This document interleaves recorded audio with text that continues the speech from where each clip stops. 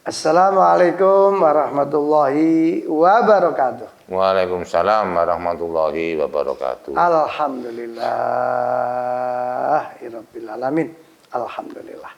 Berjumpa kembali di acara Lala, yaitu lahwun walaibun, yaitu hidup ini senda gurau dan main-main. Makanya jangan berpikir bahwa kita akan hidup selama-lamanya. Kalau orang Jawa bilang urip iku mampir ngumbi. Yang namanya mampir itu tidak akan pernah lama. Kalau lama nggak pergi-pergi itu ya namanya ya ingin memiliki rumah itu. Makanya kita memang tempatnya bukan di dunia ini. Kita insya Allah dari surga dan insya Allah akan kembali ke surga. Oleh karena itu, mari dalam hidup ini dijaga hati, dijaga pikiran, dijaga lisan. Usahakanlah hidup ini untuk bisa membahagiakan orang lain. Alhamdulillah, kesempatan episode yang sekarang acara Lala ini dihadiri oleh subhanallah sahabat saya, teman saya di dalam menghibur umat, ngaji bersama umat yang insya Allah semuanya sudah banyak yang tahu, yaitu Abah Topan. Ya. Assalamualaikum, Mbah. Waalaikumsalam, Yai. Wah, alhamdulillah. Sekarang kelihatan keren. Nggih, orang itu kan melihat kapan keren, kapan tidak. Oh. Nek turu keren rugi aja. Rugi nek tuku kaos. Mboten, kok diundang mriki nek omong-omongan tok mboten njaba mantah Yai mboten salah. Lain lah. Ini omongan yang ada nilai plusnya. Oh, ngoten nggih. Yang bisa diambil hikmah dalam kehidupan ini. Dan alhamdulillah Abah Topan kan pernah diundang di acara Lala. Nggih. Di episode awal-awal dia. Awal. Nah, sekarang ini saya mau menanyakan beberapa hal. Ada istilah password kehidupan. Saya punya password. Di antara password saya, hidup jangan pernah membenci siapapun. Siapa tahu orang yang kita benci hari ini besok kita butuhkan. Makanya saya berusaha supaya tidak membenci orang lain kepada siapapun. Nah, jenengan barangkali punya password kehidupan apa yang bisa diambil pelajaran? Pesan kehidupan saya, Yai. Pertama, saya ini tidak mau memikirkan yang bukan harus saya pikir. Dan kedua, sebentar, tidak mau memikirkan yang bukan sampean pikirkan. Ya, yang bukan wajib saya pikir. Ya, itu dijabarkan dulu, baru nanti kalau punya password kedua diterangkan. Nah, maksudnya gimana? Uang ini orang itu harus berusaha sendiri lah. Jangan sampai memikirkan usahanya orang lain.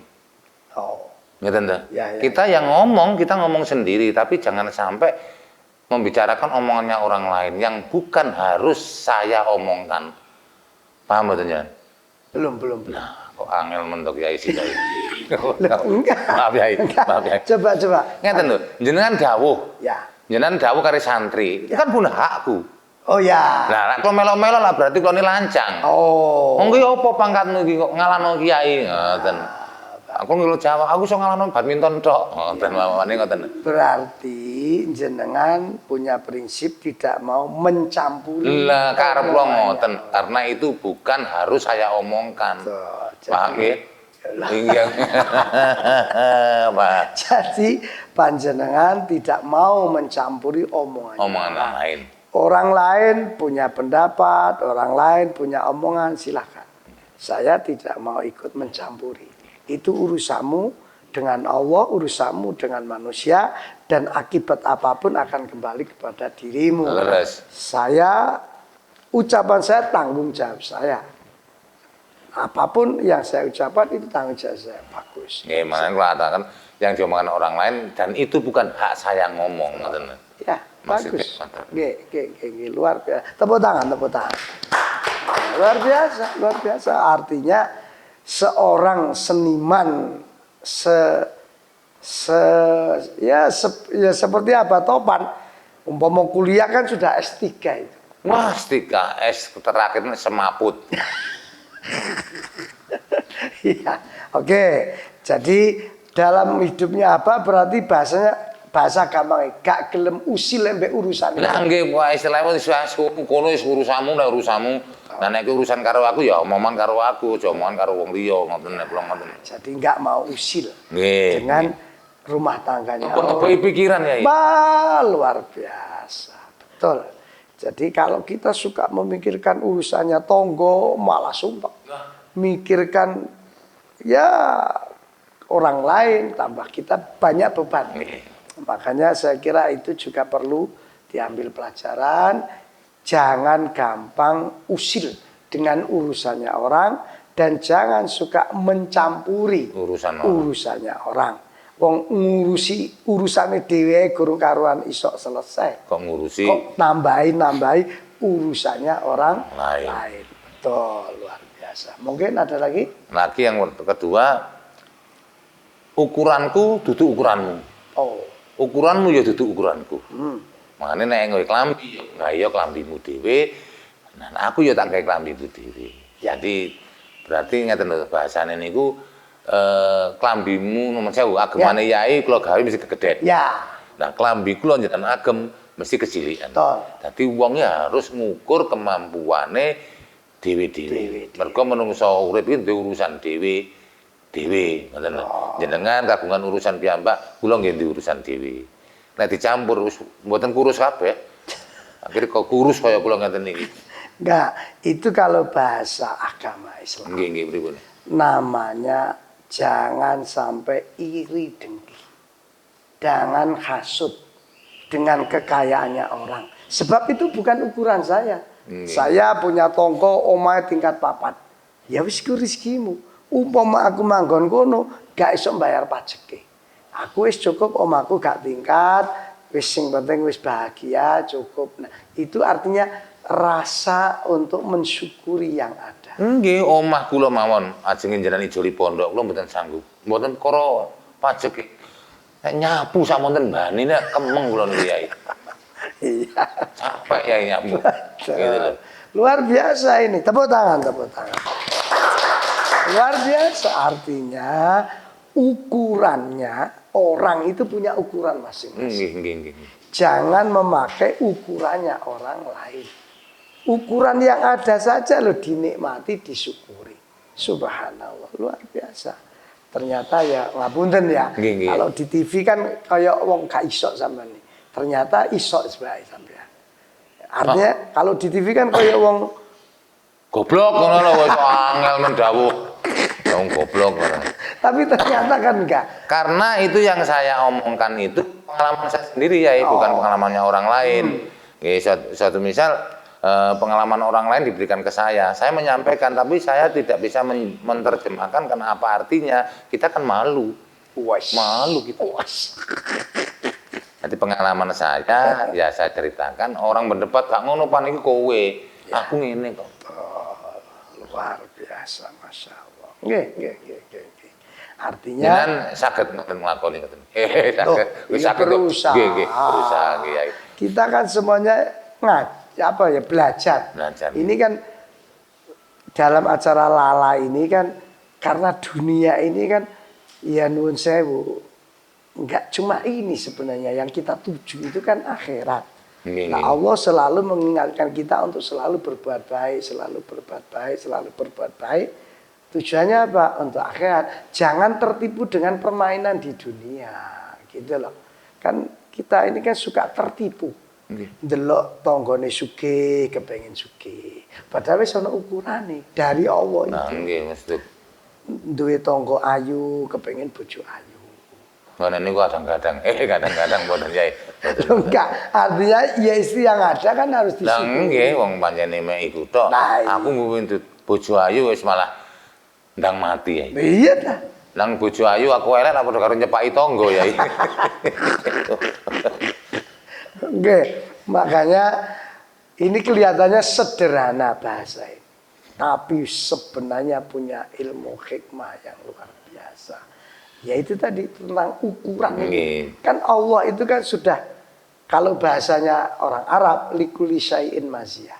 Masing-masing orang itu punya kelebihan. Tapi ya punya kekurangan. Nah, kelebihan masing-masing juga nggak sama yang diberikan Allah itu. Abah Topan punya kelebihan pinter menghibur orang. Saya mungkin dibanding Abah Topan, loh, bukan dibanding Pak Kiai yang lain ya. Saya mungkin bisa lebih sedikit ngaji dibanding Abah Topan. Tapi saya disuruh menghibur kayak Abah Topan, misalnya kayak nyanyi, kayak campur sari, saya nggak bisa. Kok mboten belajar? Ini namanya ukuran. Yang diberikan Allah, walaupun punya ukuran, tapi Allah tetap nggak mungkin menyamakan ukuran itu. Dan itu yang paling tahu hanya Allah. Dan perlu Yai pirsa urusan rumah tangga ya. Yang jelas urusan tangga. Saya mendapat honor dari siapapun, saya berikan ke istri saya. Ya. Karena yang tahu setiap hari kebutuhan rumah itu adalah istri saya. Sekolah anak, wis urusamu. Belanja dapur, ya urusamu. Ya mosok lo selain pelawak ngurusi uyah Lombok Terasi. Kan itu urusamu. Berarti mboten bebani pikiran kula. Apa jare bojo karena saya anggap istri itu adalah pengatur ekonomi keluarga. Nah, makanya di antara karena cara berpikirnya apa yang selalu positif terhadap keluarga, alhamdulillah beliau diparingi panjang umur dan selalu sehat. Amin. Sebab kalau melihat teman-temannya seangkatan, mati kabeh Yai pun game. Makanya ini contoh nyata orang yang legowo dengan ukuran masing-masing dari Allah itu, mesti Allah juga akan selalu memberi nikmat. Nah, itu yang disebut oleh Allah, la in syakartum la azidannakum. Kalau disyukuri, ditambahi terus nikmatnya. Ya contohnya sampean, karena yang paling tahu urusan rumah tangga itu adalah istri, makanya alhamdulillah nggak mau banyak beban. Nggih ya wong kula niki kali jenengan teng JTP 1 bulan jelas duit ini. Kula kene kabeh nyoh. Tapi kula pun ngentit. Ngentit ya apa bahasa? Ya, tapi kan istilahnya itu kan untuk persiapan. Kebutuhan sewaktu-waktu kan nggak mesti selalu minta istri. Kaya kula kadang-kadang teng dalan ketemu kanca mau makan, mau ngopi ya mosok dadak mulise njaluk bojo mboten. Betul, bagus. Itu termasuk istri saya juga paham. Ya. Memahami tapi kadang-kadang ya. Kadang-kadang wis ngentit wis njaluk nek. Oke, sekarang pertanyaannya begini apa?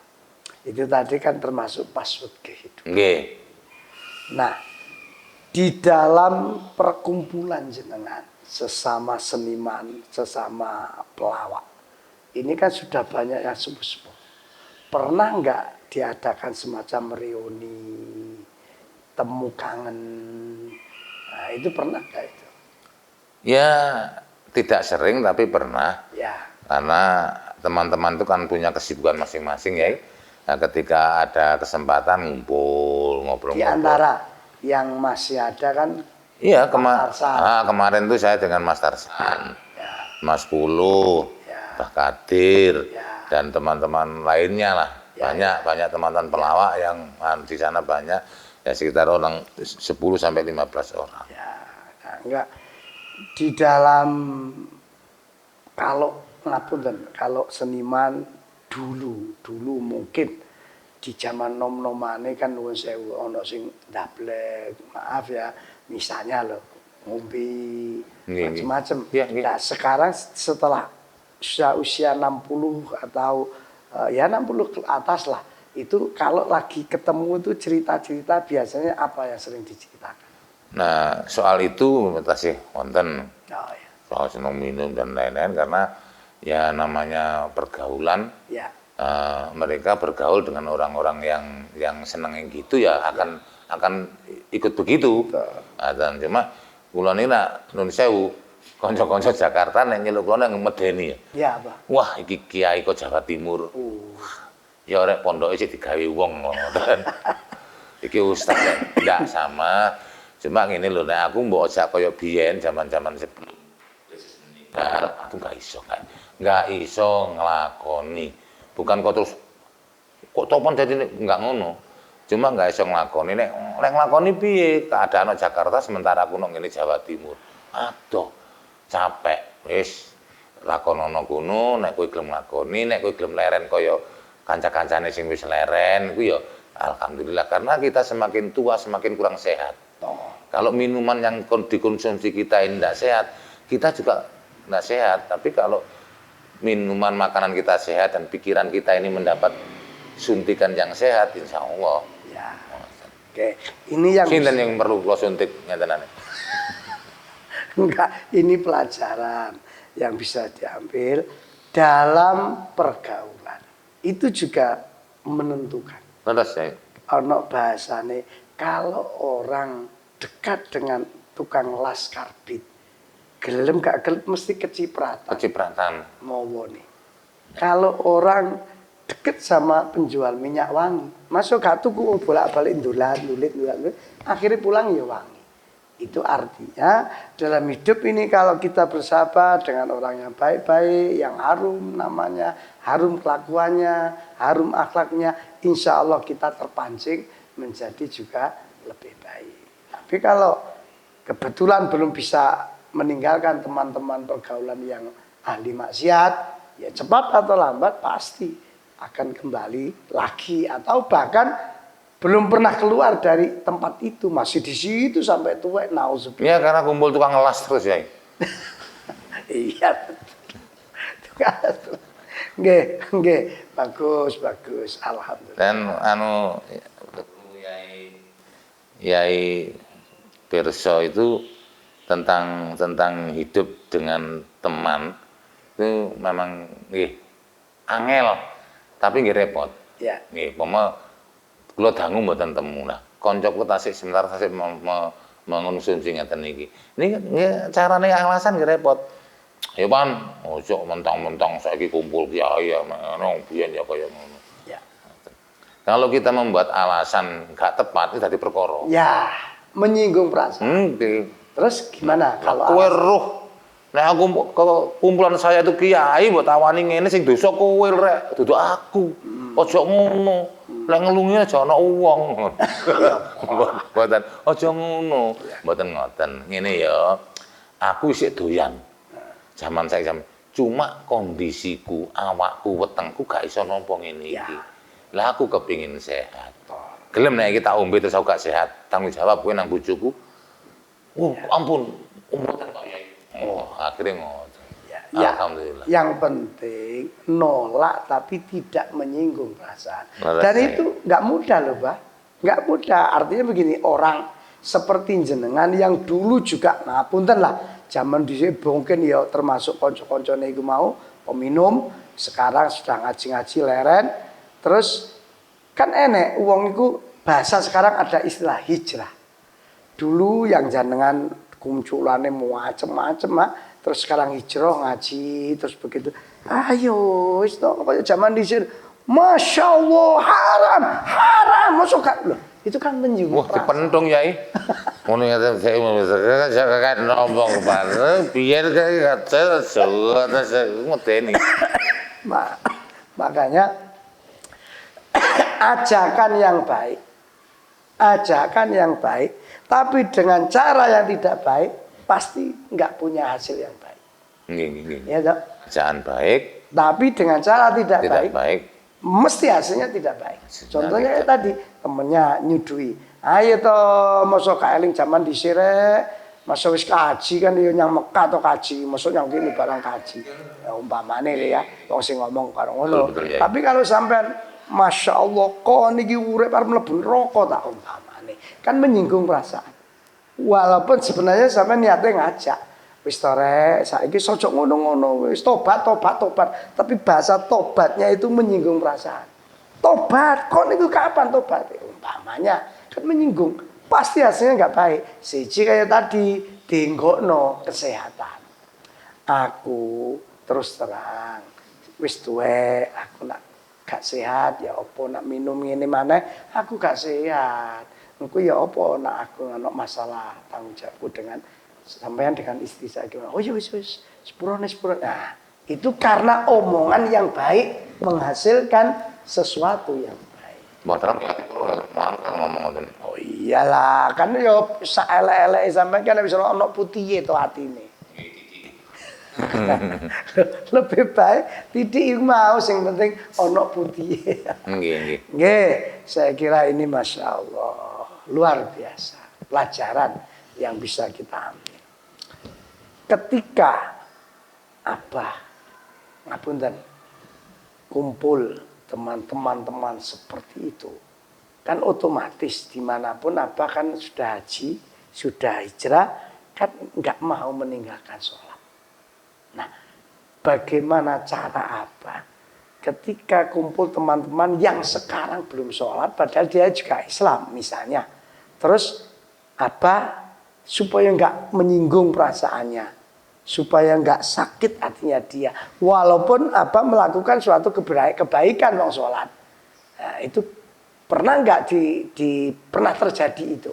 Iya sering ya. Jadi walaupun sholat ketemu konco-konco yang tidak sholat atau beragama lain, ngerti, untuk menghindari itu sering. Nah tapi kalau memanfaatkan tidak mentang-mentang terus ya antara di sini aku tak sholat nanti ngoten ya. Terus biasanya gimana? Terus kamu sih, aku tak tuku rokok. Dulu enten nono, omong terus no, nek mangan terus no, aku tak tuku rokok. Ngoten ya. Sene apa aku tak perlu, aku tak telepon keluarga, tak jawab itu. Ya tepuk tangan. Luar biasa. Ini juga Masya Allah. Artinya di satu sisi tidak meninggalkan perintahnya Allah. Di satu sisi tidak menyakiti hatinya teman yang mungkin sekarang belum dapat hidayah. Makanya kalau kasusnya seperti itu, saya ingatkan aja ngapunten. Ketika sholat selesai berdoa, diantaranya mendoakan teman yang belum terbuka hatinya. Ya Allah, teman-teman saya semakin tua tapi kok kelihatan belum bergerak untuk sholat, sampai paringi hidayah ya Allah gitu.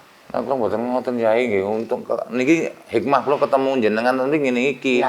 Kula nek sholat iki ndongakne keluarga dhewe, mantun sholat, Al-Fatihah metu ngoten, ya ampun, tarare gak ngerti nek kuwi sholat barang.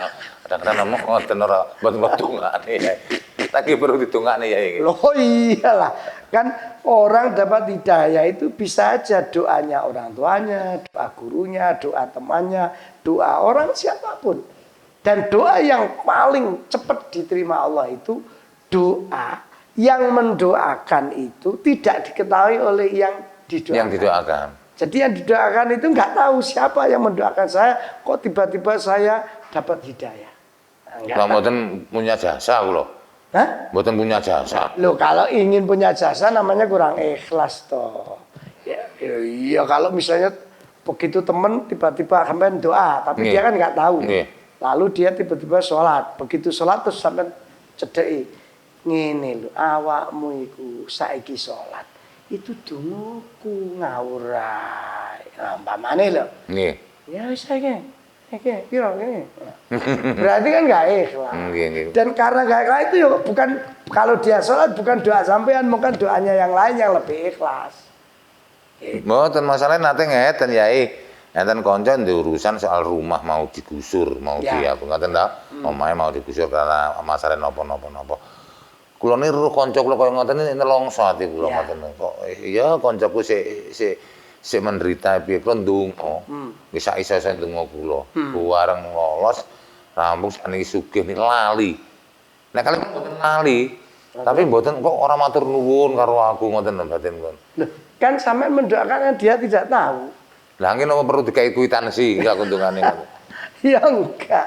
Jadi makanya ndonga iku sing ikhlas. Ikhlas ya, ikhlas ya. Dia tahu apa tidak tahu enggak masalah. Yang penting kan mendoakan orang itu harus tulus. Upama dhek mboten menghargai kula, mesti Gusti Allah nilai. Nah. Aduh. Panas.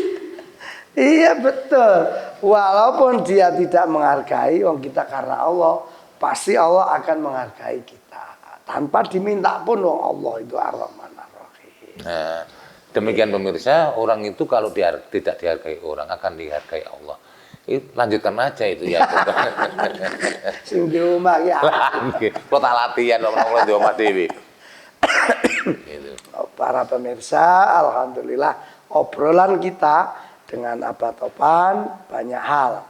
Yang pertama, beliau punya prinsip apapun yang terjadi harus selalu semangat dan sungguh-sungguh. Akhirnya beliau mendapatkan satu kebaikan. Yang paling penting adalah hidup ini punya ukuran masing-masing. Urip ojo ndelok ukurane wong. Ukurane dhewe padha karo ukurane klambi. Klambiku sama bajunya orang lain nggak mungkin sama ukurannya. Sampai ke modelnya juga nggak mungkin sama. Oleh karena itu jangan biasa iri, dengki, hasud. Nah, itu akan menjauhkan kita dari rasa syukur. Nah, kemudian yang tadi bisa dipetik juga diantaranya ketika beliau kumpul dengan teman-temannya, ketika dia sudah hijrah sekarang, sudah sholat, sudah haji, gak mentang-mentang ngetokno aku wis haji, aku wis sholat. Dia tetap menggunakan bahasa yang tidak menyakitkan teman-temannya. Dan ini penting, jangan sampai kita ini mengajak orang dengan cara mengejek orang. Kan nggak mungkin akhirnya berhasil. Jangan sampai mengajak orang dengan cara mengejek orang. Itulah makanya kita harus selalu untuk berbahasa yang baik, menjaga perasaan. Sebab gini, yang namanya ibadah itu nggak cuma sholat, nggak hanya puasa, termasuk menjaga perasaan orang itu ibadah, supaya orang tidak tersinggung, tidak tersakiti hatinya, itu termasuk ibadah. Makanya saya sama Abah Topan alhamdulillah saling menjaga posisi. Saya alhamdulillah ditakdirkan menjadi seorang Ustadz Abah Topan, ditakdirkan menjadi seorang seniman. Dan ternyata ini kalau dipadukan, subhanallah, di saat saya ngaji sama Abah Topan, masyarakat atau umat mendapatkan ilmu agama walaupun sedikit dari saya, tapi juga mendapatkan hiburan dari Abah Topan. Sebab hati ini ya perlu makanan, otak ini perlu makanan. Hati ini makanannya adalah agama, otak ini makanannya hiburan. Saya kira demikian para pemirsa acara Lala. Insya Allah kita akan berjumpa di kesempatan yang akan datang. Terima kasih. Wassalamualaikum warahmatullahi wabarakatuh.